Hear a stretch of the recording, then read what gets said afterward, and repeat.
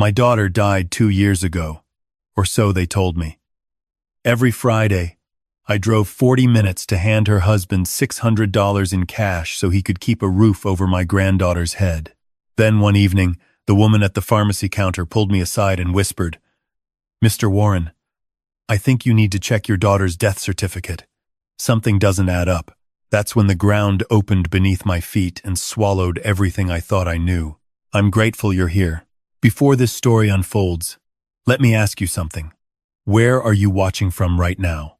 Drop a comment and let me know your city or country. One important note before we continue.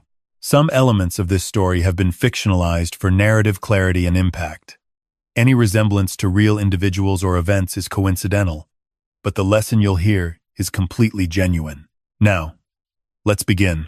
The drive from my place in Knoxville to my son-in-law Derek's house in Maryville took exactly 42 minutes if traffic cooperated. I knew every pothole, every curve, every speed trap along Route 129. At 63 years old, with a bad hip and hands stiff from 37 years of carpentry, that drive felt longer every week. But Fridays meant one thing: payment day. $600. I kept the bills in a white envelope tucked inside the glove compartment.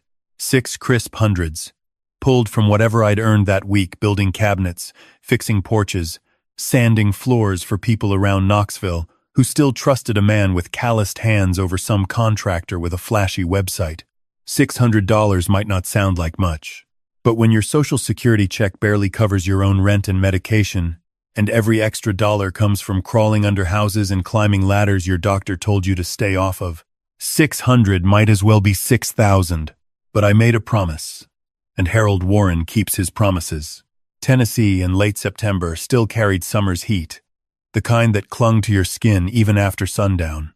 I pulled into Derek's driveway at 5:15, the gravel crunching under my tires the way it always did. The house was a modest 2-story on a quiet cul-de-sac. Blue shutters, a swing set in the backyard that my granddaughter Sophie had mostly outgrown but still used sometimes when she thought nobody was watching. She was 9 now, sharp as a tack, had her mother's green eyes and her grandmother's stubborn streak. I grabbed the envelope and walked to the front door. My hip protested with each step. The porch light was off, which was unusual. Derek usually left it on for me. I knocked 3 times. My knock. Derek knew the sound. 15 seconds passed. I heard the television inside. Some reality show. Voices arguing about something meaningless. Then footsteps. The deadbolt clicked. The door opened about 5 inches, stopped by the chain. Derek's face appeared in the gap. He was 38, but looked 45. Dark circles under pale blue eyes, stubble that couldn't decide if it was a beard or just laziness. His hair needed cutting. "Harold." His voice was flat. "I brought this week's payment," I said, holding up the envelope. His hand shot through the gap. I placed the envelope in his palm. He didn't open the door wider, didn't invite me in, just rifled through the bills with his thumb, confirming they were there. "Is Sophie home?" I asked, leaning slightly to see past him. I could hear cartoons now, mixed with the reality show. 2 televisions running at once. "She's doing homework." It was 5:15 on a Friday. No 9-year-old was doing homework on a Friday evening. "I could just say hello," I offered. "Haven't seen her in 2 weeks. She's got a lot going on, Harold. Tests coming up." His eyes darted past me toward the street, then back. "Look, I appreciate you keeping up with these. I really do. But tonight's not great." Something in his voice made me pause.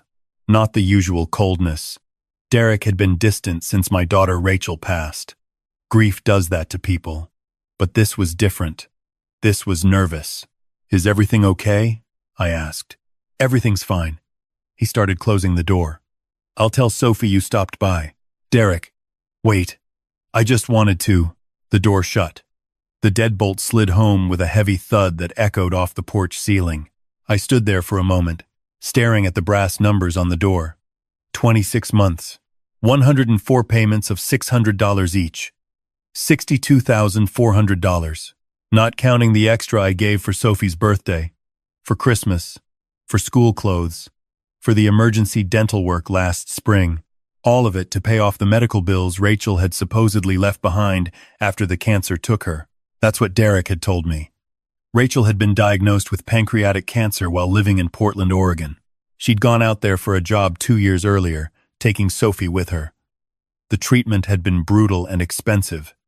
Insurance covered some of it, but not enough. By the time she passed, the debt was staggering. Derek, who had stayed behind in Tennessee, said the bills were piling up. Collectors calling. Threats of liens. So I paid. Because that's what a father does. Even after his daughter is gone, I turned to leave, my hand on the porch railing. That's when I heard it. Laughter, not the television. A woman's laugh, clear and bright, coming from somewhere deeper in the house. Maybe the kitchen. Maybe the back bedroom. I froze. Derek lived alone with Sophie. He'd told me that 100 times. Said he couldn't afford to date. Said every dollar went to keeping Sophie fed and the collectors at bay. Said my $600 a month was the only thing standing between them and homelessness. But there was a woman in that house right now, laughing like she belonged there. I stood on that porch, the September heat pressing against my skin, and felt something shift inside me. Not anger. Not yet. Just a cold, creeping question that wrapped around my chest like a vice. The drive home felt longer than usual. Maybe it was my hip. Maybe it was the weight of 2 years pressing down on me. By the time I pulled into my apartment complex, the sun had dipped behind the Smoky Mountains, painting the sky in shades of copper and ash. Inside, the apartment was quiet. It had been that way since Connie left. Not left as in walked out. Left as in the Lord took her. Pancreatic cancer, same as what supposedly killed Rachel. The cruelty of that parallel had nearly destroyed me. I sank into my recliner, the one Connie had picked out at the furniture store in 2011. The year she said our old one smelled like sawdust and stubbornness. Her photograph sat on the end table where it always did. Connie at 57, standing in our backyard garden, dirt on her knees, sunflowers towering behind her. She was laughing. She was always laughing. I made this week's payment, Connie, I said to the empty room. 104 down. The photograph didn't answer. It never did. Connie had died 14 months after Rachel. The doctors said it was her heart. Aortic aneurysm, sudden and merciless. I found her on the bathroom floor on a Tuesday morning. She was still in her nightgown. The coffee maker was running in the kitchen. She'd been about to start her day, but I knew the truth. Connie died of grief. 14 months of crying herself to sleep. 14 months of staring at Rachel's childhood drawings on the refrigerator. 14 months of whispering why to a God who didn't answer. Her heart didn't just fail. It surrendered. I set her photo back and stared at the ceiling. That laugh. That woman's laugh in Derek's house. And his nervousness. The way he'd glanced past me at the street. The chain on the door. 2 years of payments. 2 years of driving 42 minutes each way. 2 years of barely seeing my granddaughter. And for what? Stop it, Harold, I told myself. You're tired. You're imagining things. But the question wouldn't leave. Who was laughing in that house? Saturday morning, I was at a job site in West Knoxville, installing custom shelves in a dentist's office, when my phone rang. It was Patty Brennan. Patty was a pharmacist at the Walgreens on Chapman Highway. She'd filled Connie's prescriptions for years, and after Connie passed, she'd become something of a quiet guardian, the kind of person who called to check on you without making it feel like charity. Harold, she said, her voice careful. Can you come by the store today? There's something I need to show you. I finished the shelves by noon, collected my $300, and drove to the Walgreens. Patty was waiting behind the counter. She was 55, round-faced, with reading glasses perpetually perched on her forehead. She'd been a pharmacist for 28 years and had the kind of eyes that noticed everything. Come to the back, she said quietly. Break room. Nobody's in there. We sat at a small table littered with coffee cups and pharmaceutical magazines. Patty pulled a manila folder from her bag and set it between us. I want to preface this by saying I could be wrong, she began. But I care about you, Harold. And something has been bothering me for months. What is it? Patty opened the folder. Inside was a printed page from what looked like an online database. Names, dates, certificate numbers. 3 months ago, a woman came in to pick up a prescription for a Sophie Pruitt, Derek's daughter. She said she was Sophie's mother. I felt the room tilt. That's not possible. Rachel is dead. That's what I thought, Patty said. But the woman showed ID, Tennessee driver's license. The name read Rachel Pruitt. The photo matched a woman in her mid-30s, brunette, green eyes. My heart was hammering. Could have been someone else. A different Rachel Pruitt. That's what I told myself, Patty said. But then I got curious. I'm a pharmacist, Harold. Details matter in my line of work. So I looked up Rachel's death certificate through public records. She slid the printed page toward me. I looked down and saw a document header from the state of Oregon. A death certificate. Rachel Marie Pruitt. Date of death, July 14th, 2024. Cause, pancreatic adenocarcinoma. Place of death, Providence Portland Medical Center. This is what Derek showed me, I said. He gave me a copy 2 years ago. Right, Patty said. But look at the certificate number. She pointed to a string of digits at the top of the page. Now, look at this. She pulled out a second printout. This is from Oregon's Vital Records Verification System. I ran the certificate number. I looked at the second page. The result was a single line of red text. No matching record found. What does that mean? I asked, though the room was already spinning. It means this certificate number doesn't exist in Oregon's system, Patty said gently. Harold, I could be wrong. Maybe it's a clerical error, but I've been a pharmacist for almost 3 decades. I've processed hundreds of death certificates for insurance claims. This one doesn't look right. The format is slightly off. The attending physician's name, a doctor, Kenneth Marsh. I couldn't find any oncologist by that name in the Portland area. I stared at the paper. The words blurred. And then, Patty continued, 2 weeks ago, that same woman came back. Same prescription, same ID, Rachel Pruitt. I watched her walk to her car. She was parked right out front. Harold, she got into the passenger seat of a silver Nissan Altima. The driver was a man. They kissed before pulling away. I couldn't speak. My hands were trembling against the table. I wrote down the plate number, Patty said. I have a nephew who's a deputy sheriff. He ran it for me. The car is registered to Derek Pruitt. I sat there in the break room of a Walgreens on Chapman Highway, surrounded by coffee cups and pharmaceutical magazines, and felt everything I'd believed for 2 years begin to collapse. My daughter was alive, or someone was using her name. Either way, someone had been lying to me, and I'd been paying $600 a week for the privilege. Patty reached across the table and gripped my hand. I'm sorry, Harold. I could be wrong about all of this. Maybe there's an explanation, but we both knew there wasn't. Not a good one. Promise me you'll look into it, Patty said. For Connie's memory. She deserved better than this. I looked at this woman who'd counted pills and checked dosages for nearly 3 decades, who'd buried her own husband to a heart attack 5 years ago, who had no reason to lie. I'll look into it, I said. I promise. I drove home in a daze and called the one person I trusted completely. My older brother, Frank. He was 68, a retired insurance fraud investigator for State Farm, and the most methodical human being I'd ever known. The man kept receipts from 1,987. I explained everything. The payments, the laugh, Patty's findings, the fake death certificate. Frank didn't interrupt once. When I finished, he was quiet for a long moment. Then he said, I'll be at your place tomorrow morning. Don't do anything until I get there. And Harold, don't call Derek.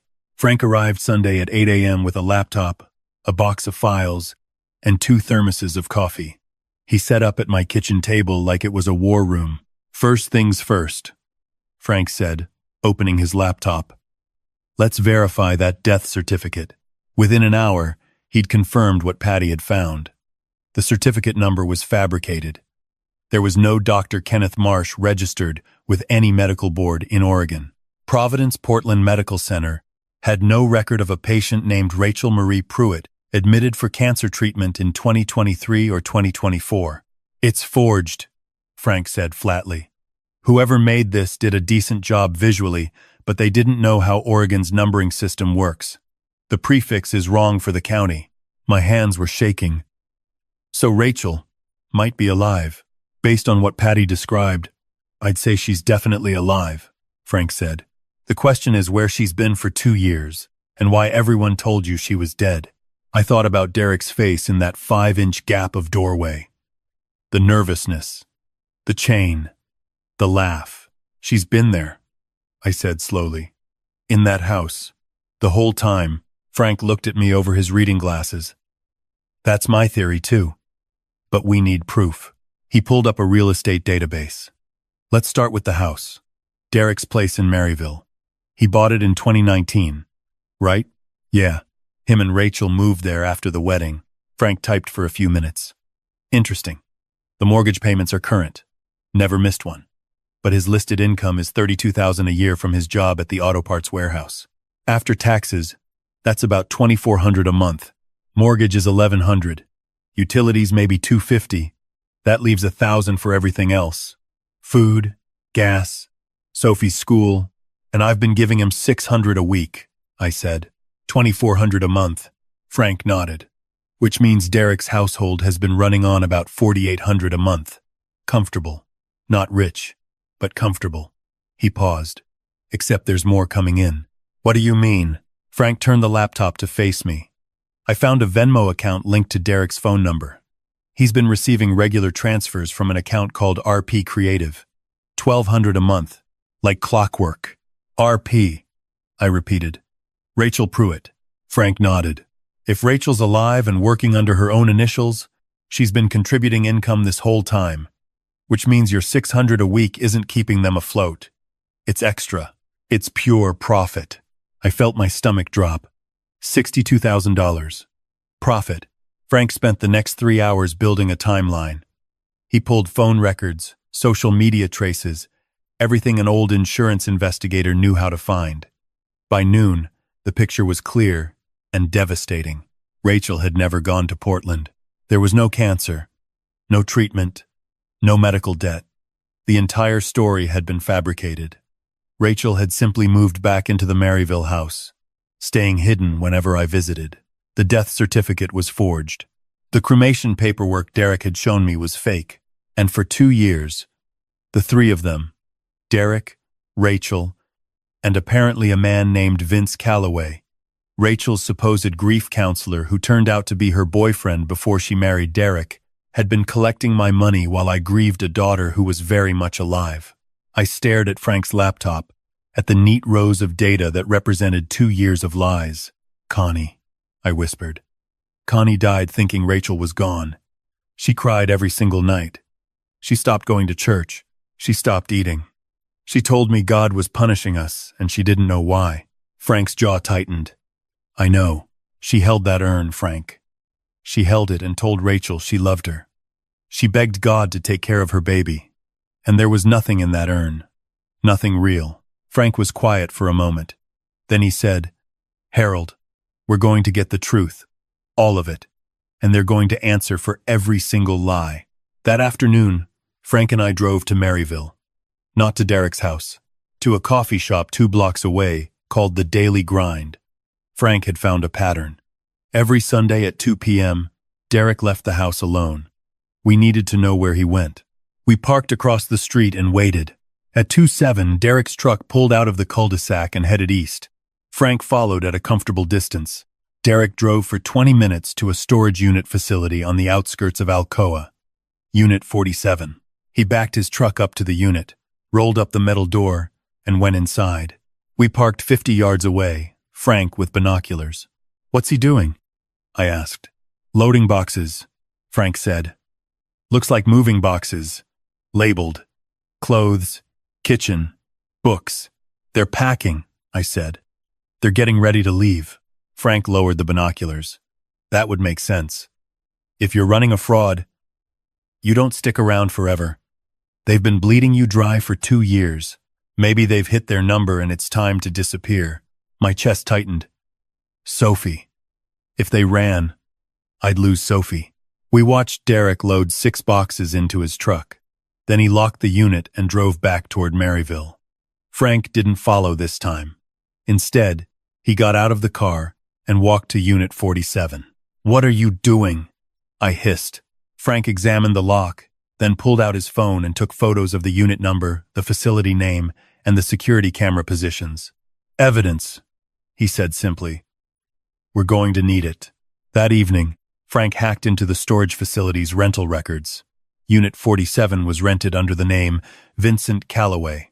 Vince, the grief counselor. Frank cross-referenced Vince's name with airline databases using a contact from his State Farm days. What he found made my blood run cold.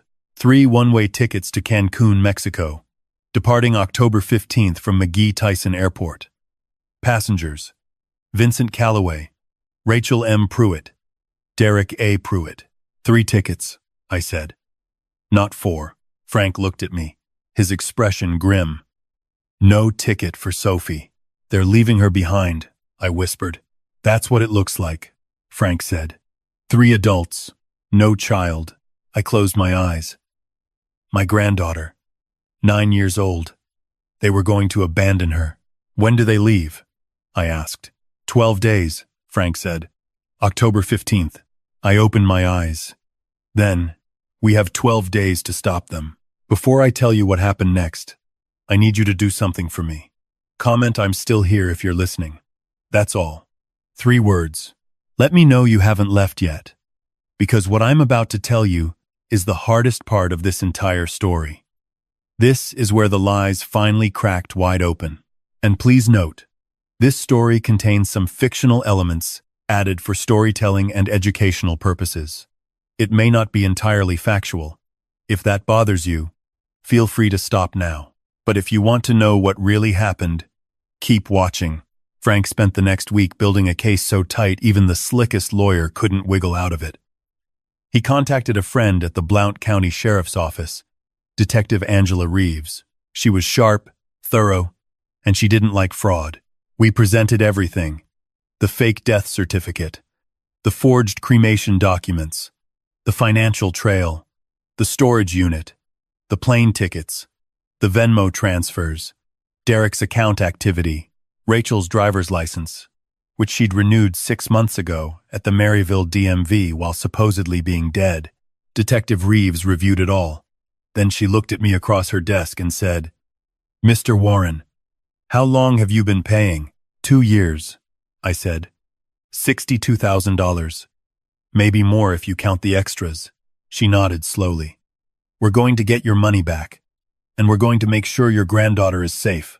On October 14th, the day before the planned flight, Frank and I sat in Detective Reeves' unmarked car outside Derek's house. 2 patrol cars waited around the corner. My hands were trembling, not from fear, from something much deeper. At 6:32 a.m., a silver Nissan Altima pulled into the driveway.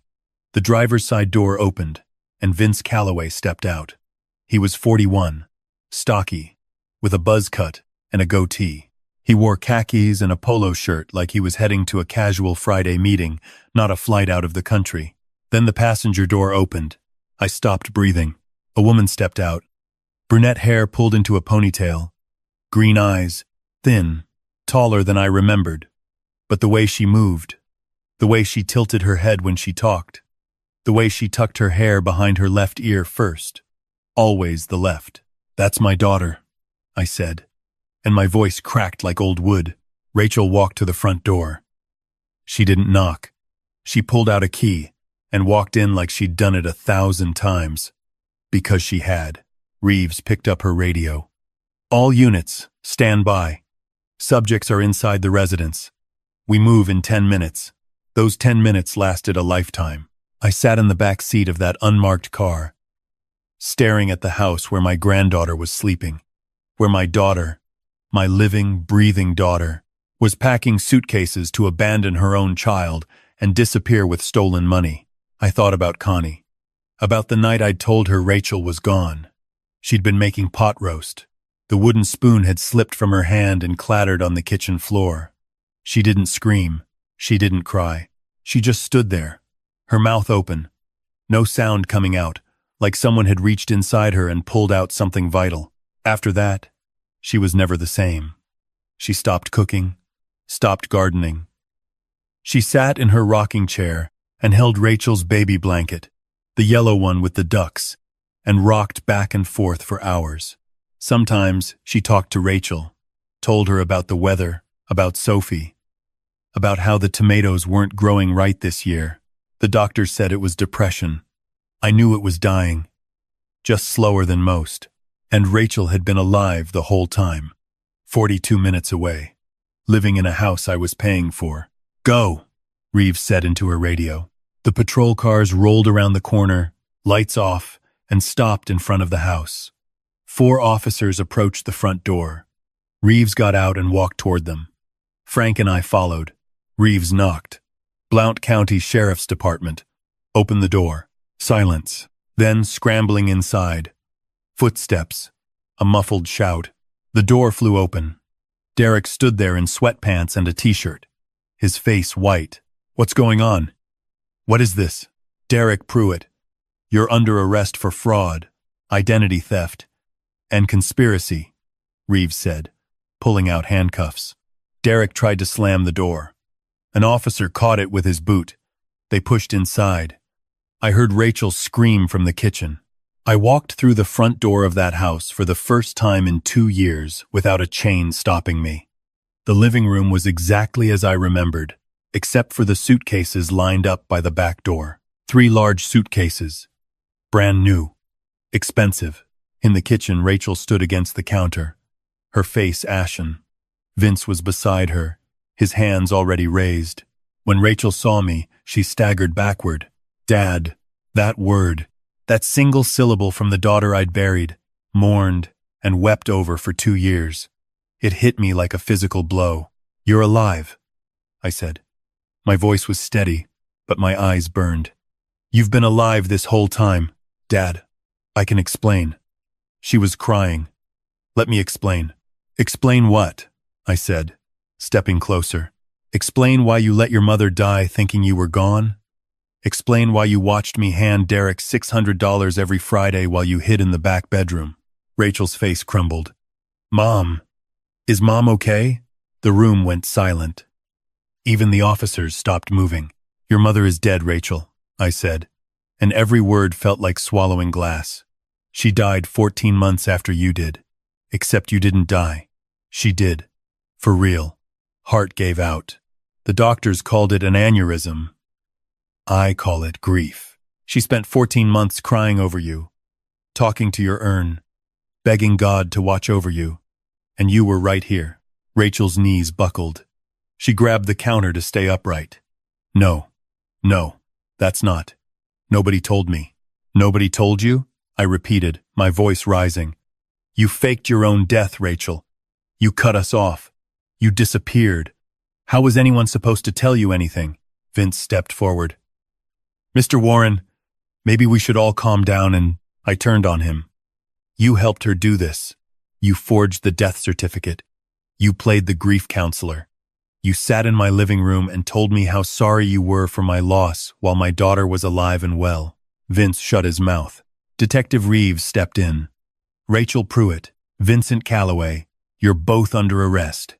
She read them their rights while officers cuffed them. Rachel was sobbing. Derek was silent, staring at the floor.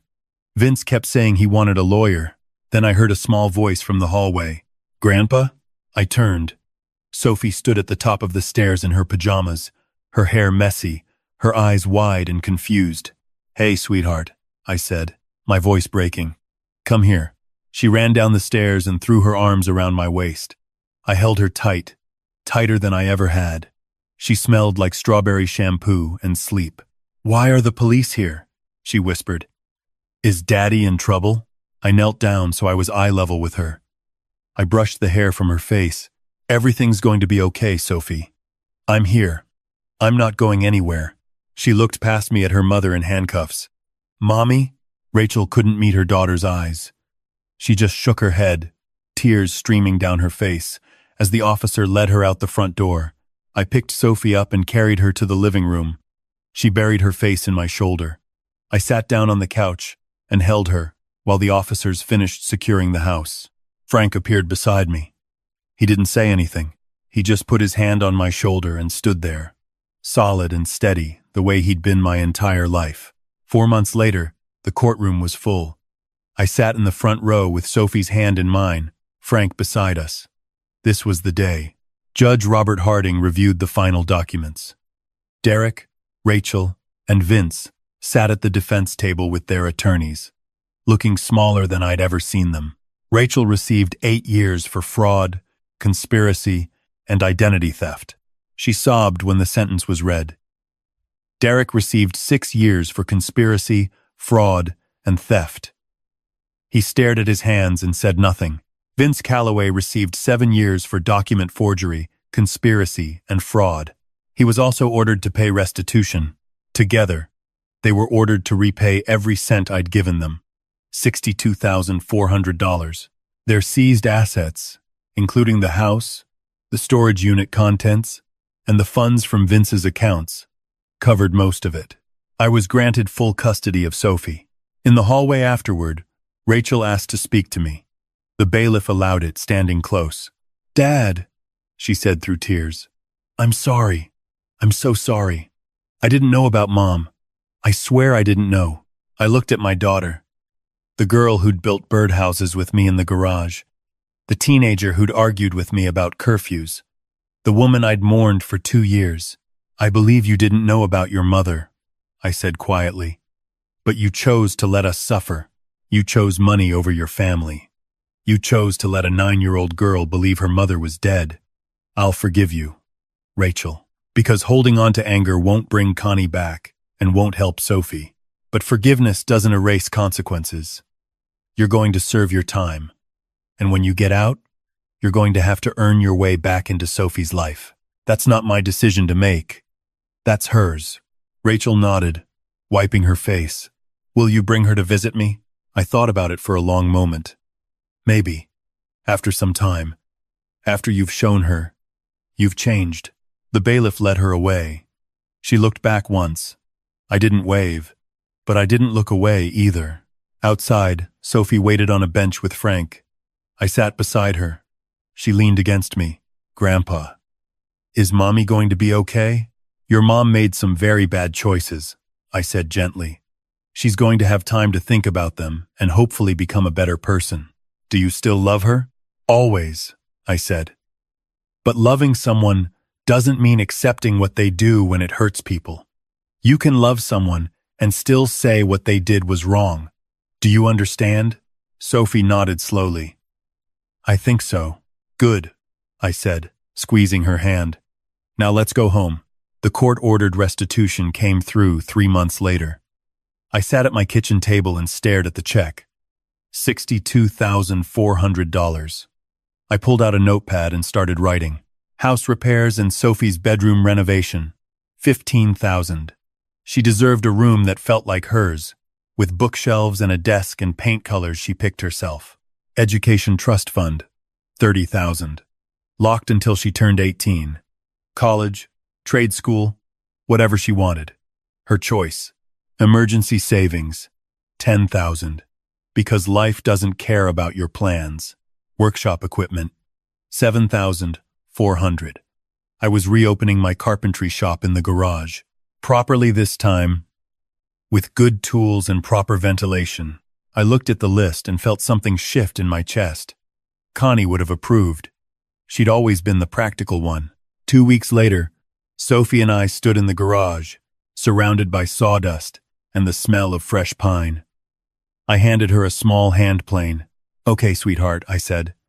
"Let me show you how to smooth a board without taking off too much." Sophie's face lit up. "You're going to teach me for real?" "For real," I said. "This is what I used to do with your mom when she was your age. And someday, if you want it, this shop is yours." She grinned and bent over the workbench, her tongue poking out the corner of her mouth in concentration. I guided her hands, showing her the angle, the pressure, the rhythm. She was a natural. On Sunday afternoon, Sophie and I drove to Greenwood Cemetery. We walked to Connie's grave, carrying a jar of wildflowers from the backyard garden.